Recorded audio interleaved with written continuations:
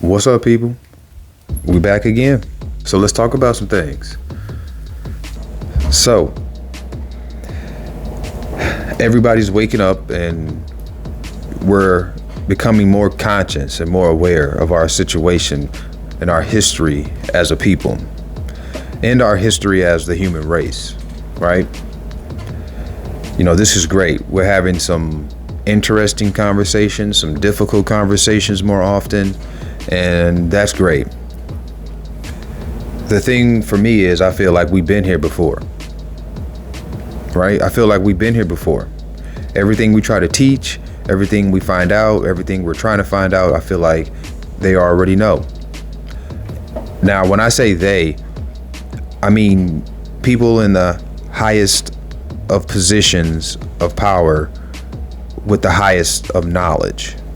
You know, that's who I'm referring to. People with the ability to control things.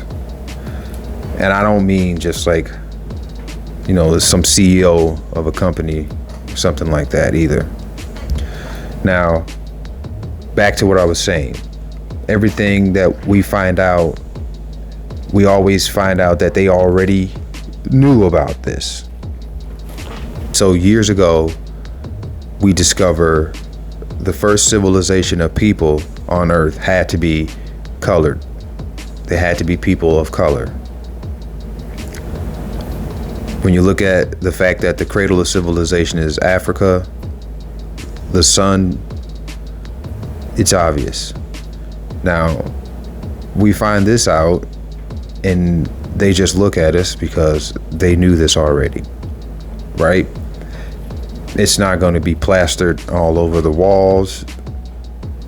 It's not going to be all over the news. It's just like, you got us. We knew this already. Oh, by the way, Jesus was a man of color. You got us again, but we're still going to leave the white guy in the church. Next. Then, you know, you find out about migration in the Ice Age, the results of the Ice Age. Okay, yet this wasn't taught to you as a young child in school. So you were taught Christopher Columbus discovered America. You are from, your people were slaves. We freed you. Now you're here. Do something. Do something with that information. Give me the money. Wait a minute. What's this? This ain't enough. Now, relaying that type of information to us at such a young age and having that be the starting point for our history, as that obviously will have some sort of psychological effect on you. Is it a form of control? I don't know. But what I do understand is that we've been here before. We're not the first civilization of people to wake up and realize, hey, this system or entity or whatever is messed up. It's effed up. We got to get out of here. Maybe we don't have to sacrifice our young to the gods anymore to get rain. Right? Maybe this dude is just nuts. Maybe he gets off on murdering people. Maybe he's just a killer. Maybe we don't have to do anything. It rained yesterday and we didn't sacrifice anyone. It didn't rain the last time we sacrificed someone. So what's going on here? Then you realize something is up. You try to vamoose, and the next thing you know, you're wiped out and you start all over again. That's what I'm looking at when I look at history. Now, maybe these same types of people are still at it, right? Because when I look at the history, I feel like you got Jesus, a man who just healed and fed people and loved people. Yet there was a group of people that wanted this man to be crucified. They did not want him to continue the acts that he was doing. What if that's not mind-blowing? Then I don't know what is. Now they give us that story. What is the message with that? They crucified a man who showed nothing but love. What is the message with that? You got Martin Luther King, he was assassinated. You got Gandhi, he was assassinated. You know, they assassinated Malcolm X. Yet Muslims still preach. Preachers still preach. Why these guys? Why these guys? You would think after something like that, they mean no more. Ain't no more preaching going on. No, but for some reason, these guys.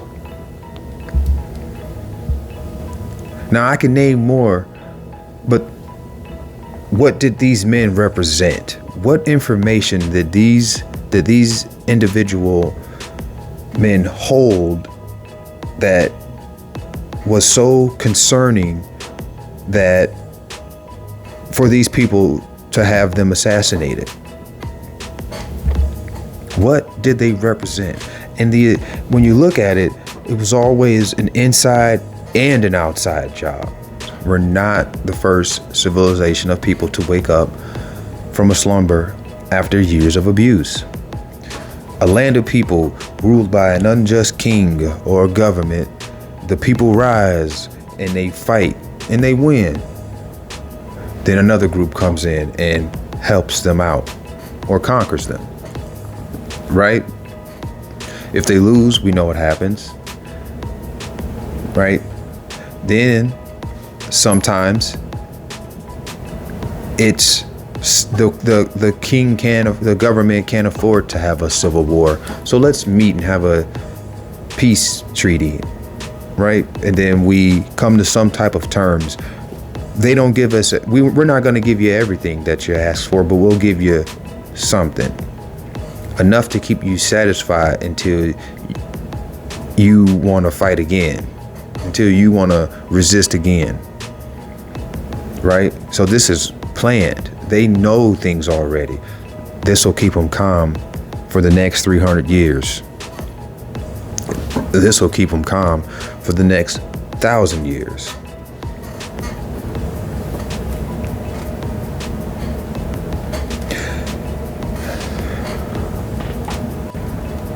Now, in the meantime, they've taken the biggest and the strongest and basically have them running, right? You got them playing sports. They're playing basketball, they're playing football, they're playing hockey, soccer, and whatever else, boxing, wrestling. Back in the day, they were gladiators or, just some sort of, whatever the entertainment was back in those days. Then you take the smart, the wise, the thinkers, you give them jobs. You give them jobs so they can live better than they were, based off of the accolades they accumulate along the way, right? By doing something like this, obviously not everyone's going to make it in that type of a situation. Not everyone's going to, how can you? And they know this already. So how can you want to fight a system that's destroying your people or destroying the human race when you're laying down in silk and satin sheets? You ain't trying to fight no one unless it's your job. You living good. You got 5 jacuzzis. You got 2 bars in your mansion. You got a movie theater. Fight what? You're good. This is a strategy. And it's the same strategy that has been used for so long. It's old. It's a tactic. It's a tactic. It creates a divide. You're not coming together to do anything. Most people won't fight unless they have to, and that is the truth. Most people will not fight unless they have to. You think they don't know this? Now remember who they are.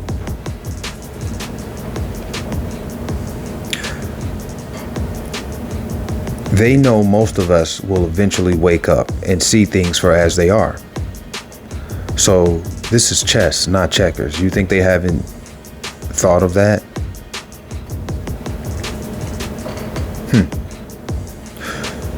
Like I said, we go through all of this, all these things. This is what I'm seeing from history. This is what I'm learning. There's a group of people. There's an oppressor or oppressors. People figure things out, rise. Next thing you know, those people are wiped out, or some war happened and they were taken over by another country, or whatever the case may be. And then some catastrophic event happens, nearly wipes out mankind, and we do it all over again. The same thing, all over again. Whether you want to go back to Moses, whether you want to go back to Jesus, you want to go back to Noah. There's a story. People are suffering. Heroes come along, whether you call them prophets, whatever you want to call them, to try to save the day.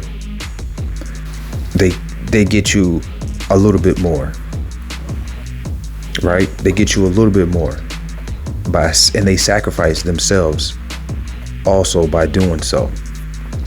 For every little bit that we've gotten, so much death has come with it.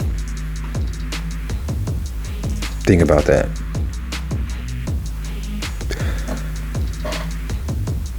I must have an old soul because I'm tired of this. I'm tired of hearing it'll get better. It'll be better for your kids. It'll be better for their kids. This has been going on for thousands of years. How long y'all gonna keep saying this? How long are we gonna keep listening? I don't know what the solution is, but I don't think this is a one-man job. I don't think this is a job for one country. I think this is a job for the world. I think this is big. We need everyone around the world to get involved in something like this. I don't see any other way.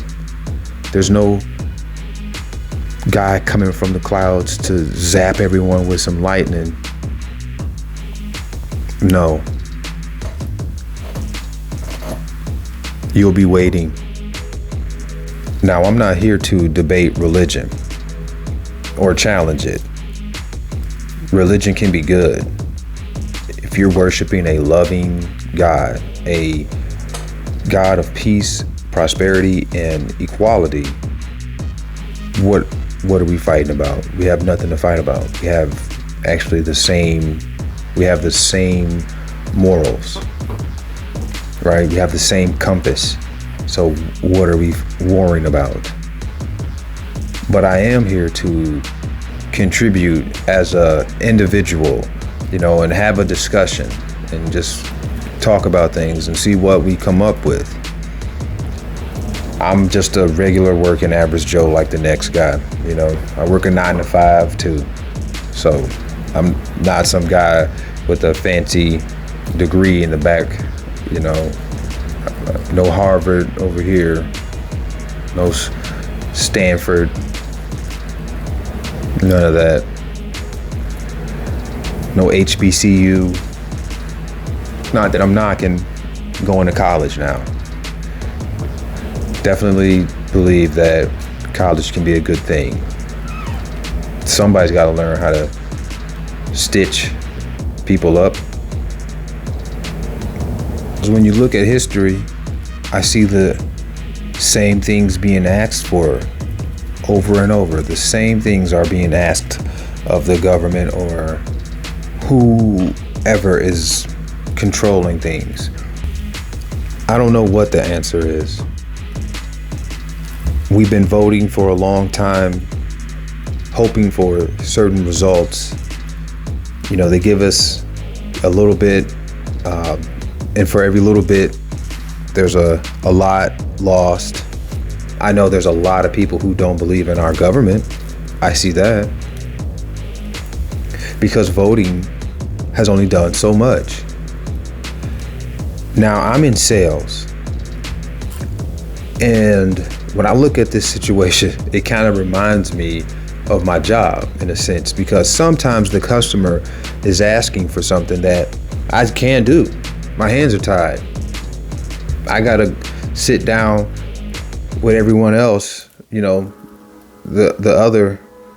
my other colleagues, and discuss things. And if we all don't come to some type of agreement on whatever, then there's nothing I can do for you. I can only do whatever we agree with doing for you, me and my colleagues. So, like I said, are we asking for something that is impossible, that we can't get? Because maybe the people we're asking don't have the authority to give us what we want. Maybe the president, it's not just up to him. Maybe it's not just up to our government.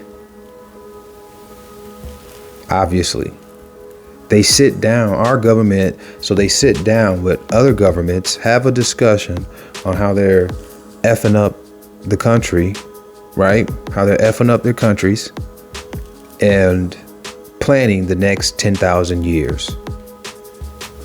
That's what our government does with other countries.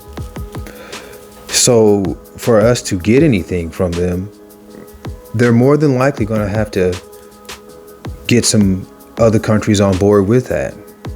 Some other, when I say countries, I mean they from other countries. Those with in the highest position of power, okay, with the highest of knowledge. So when they come together, you know, whatever they conclude, that's what we get.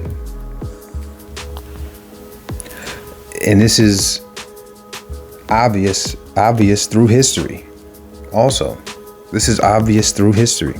So we can sit here and debate about the moon and the stars, talk about astrology, the gods, who's a god, who's a Hebrew, who's a Jew, all these things. But at the same time, people are like, this is good, but I gotta go to work. You know, I gotta go to work. I got some bills to pay. Right? So evidently we need to think bigger than this. I don't have the answers, but I feel like waiting for the perfect being to come along and zap everything bad and lead us is not the answer. I think we have to change this thought pattern that we have developed over years of abuse. I think we need to change that. I think we need to look to ourselves, sharpen each other, because we have the ability to learn from our mistakes, right? So we have to stop waiting for this perfect being to come along and save the day. That being is already here and has been here for years. Why not believe in us? We've gotten so judgmental of others and ourselves. think we need to change this thought pattern that we've developed, due to what we've learned, what we've seen, and what was demonstrated to us. And I'm saying all this not to cause a divide and more separation amongst us as a human race. I do want us to come together as a people and as a human race.